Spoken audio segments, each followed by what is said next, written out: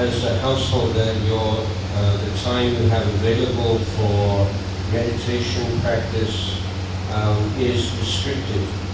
You have so many other responsibilities, family responsibilities, career responsibilities, but that does not mean that you cannot progress on the path of devotees. तो बेशक सांसारिक जीवन में होते हुए कुछ बाधाएं जरूर हो सकती हैं ऐसा ध्यान का अभ्यास करने के लिए, क्योंकि आपके पास में परिवार है, आपके पास में भविष्य बनाने के लिए नौकरी, पैसा, सभी कुछ बनाने के लिए आपके पास में बहुत सारी जिम्मेदारियां हैं। परंतु इसका मतलब ये नहीं है कि आप इन जिम्मेदारियों में रहकर ध्यान का अभ्यास नहीं कर सकते हैं, ऐसा बिल्कुल भी नहीं है। So meditation is simply time we put aside where we minimize the obstructions to Dhamma practice and maximize the supporting conditions. But the actual practice itself is not so different from what we are trying to do in daily life. तो बेशक हम लोग समझते हैं कि ध्यान का अर्थ है कि हमें कुछ समय निकालना पड़ेगा जिसमें हम लोग अपनी बाधाओं को कम कर सकें, मन में उत्पन्न होने वाली बाधाओं को कम करने के लिए हमें ध्यान करना होगा और उसके लिए कुछ हमें समय अलग से निकालना होगा। परंतु ऐसा जरूरी भी नहीं है। आप जो दिन प्रतिदिन में गतिविधियां करते हैं उन गतिविधियों को करते हुए भी आप ध्यान का अभ्यास कर सकते हैं। The Buddha was once asked, what kind of religion do you teach? And the Buddha said, my teaching is a Viryavada teaching. It is a teaching of effort.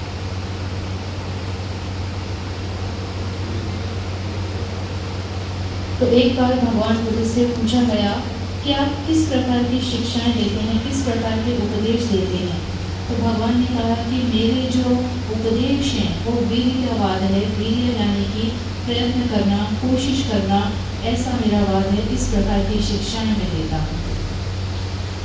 This means that whether we are sitting with our eyes closed or leading our daily life, we have 4 challenges and 4 kinds of effort that we need to make.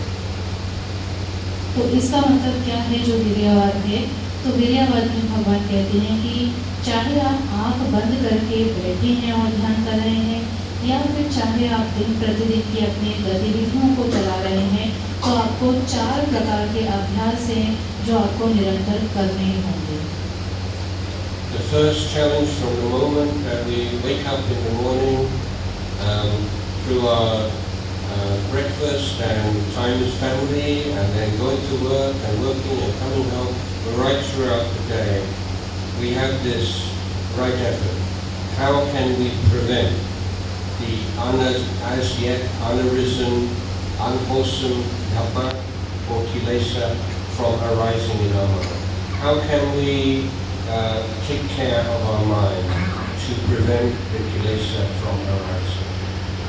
तो पहला अभ्यास है उन 4 प्रकार के अभ्यासों में। पहला अभ्यास है कि सुबह उठने से लेकर के जब आप अपना दैनिक क्रियाएं करते हैं, नाश्ता करते हैं, परिवार के साथ समय बिताते हैं, काम पर जाते हैं, काम से वापस लौट कर आते हैं, और जितना भी दिन का समय बचता है, यानी सुबह उठने से लेकर के पूरा दिन आपको पहला अभ्यास करना है सम्यक व्यायाम का।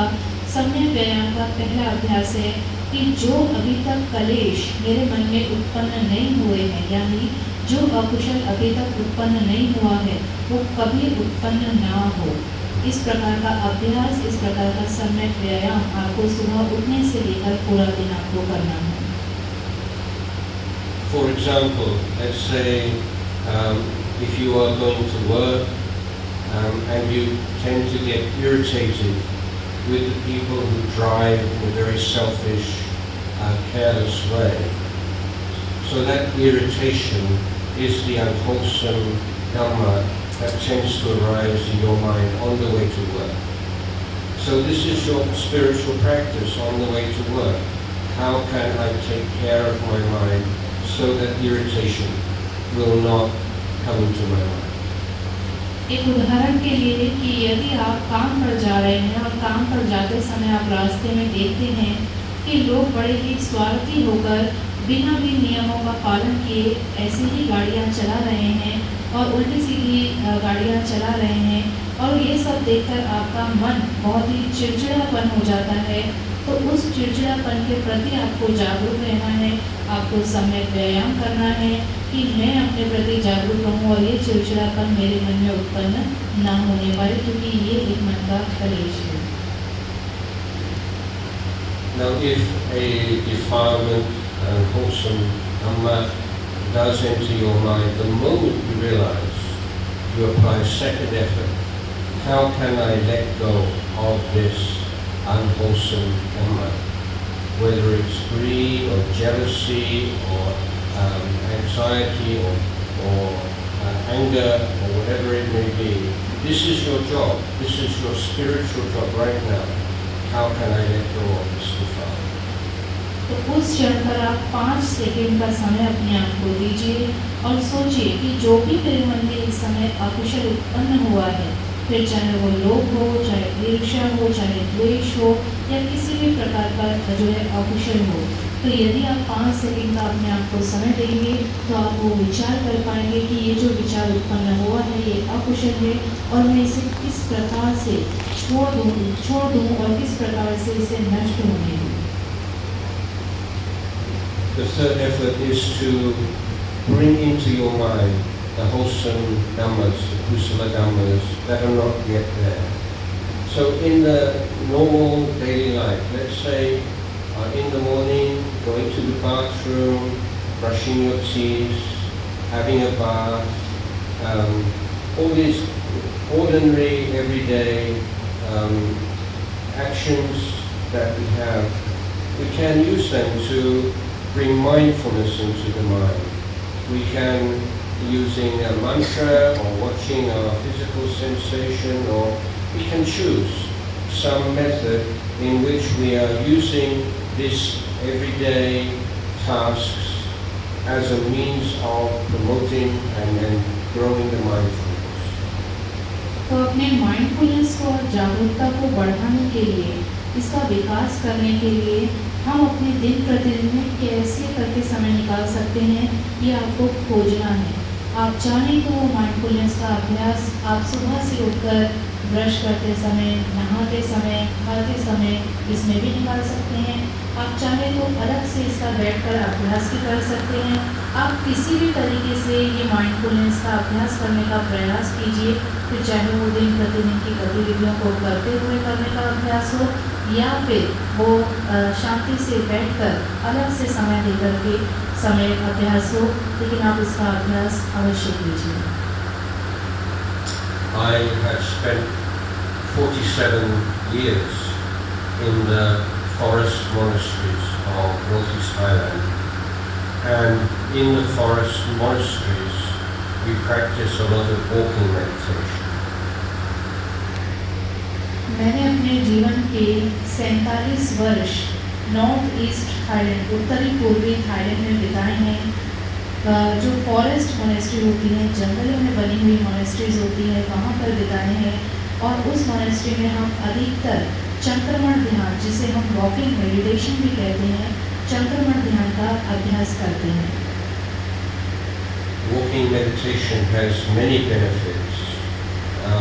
Walking meditation can be a good option if it's late at night and if you walk sitting meditation, maybe too sleepy, or after a meal you sit and sleepy, then walking is a good option where you can develop mindfulness without the same problems that arise in the sitting posture.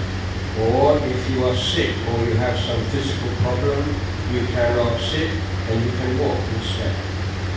तो चंक्रमण ध्यान के बहुत सारे लाभ होते हैं, विशेषकर तब जब आपके पास में कोई ऐसी विशेष परिस्थिति हो, जैसे कि भोजन के बाद में आपके पास खाली समय हो और आप सोचते हो कि मैं दोपहर को भोजन के बाद ध्यान कर सकता हूँ, परंतु भोजन के बाद जब आप आंखें बंद करके बैठती हो और ध्यान करते हो तो आपको नींद आने लगती हो, आलस आने लगता हो, तो उस समय पर चंक्रमण ध्यान बहुत ही लाभदायक होता है।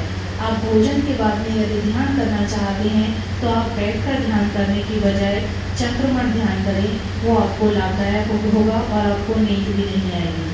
दूसरा, यदि आप बीमार हैं, अगर आपको कोई बीमारी है जिसमें आपको बैठना नहीं होता, आपके पैरों में या कमर में दर्द होता है और आप बैठकर ध्यान नहीं कर पाते हैं, तो उस परिस्थिति में भी आप चंक्रमण ध्यान का अभ्यास कर सकते हैं। वह उस परिस्थिति में भी बहुत लाभदायक होगा। One of the specific advantages or results of walking meditation is that the mindfulness that arises during walking is much more easily integrated into daily life situation than that which comes from sitting. चंक्रमण ध्यान का एक और बहुत अच्छा लाभ ये भी है कि जब हम चंक्रमण ध्यान करते हैं तो उस समय जो जागरूकता हमें आभास होता है, जिस जागरूकता का या जो जागरूकता के क्षण हम जीते हैं, वो हमारे दिन प्रतिदिन के जीवन में प्रयोग करने के लिए और लागू करने के लिए आसान होते हैं। यदि हम बैठकर ध्यान करते हैं तो उस समय किया गया ध्यान या उस समय की जागरूकता हमारे दिन प्रतिदिन में लागू करने के लिए थोड़ा मुश्किल होती है, परंतु चंक्रमण ध्यान में आई जागरूकता अप्लाई करने के लिए आसान है।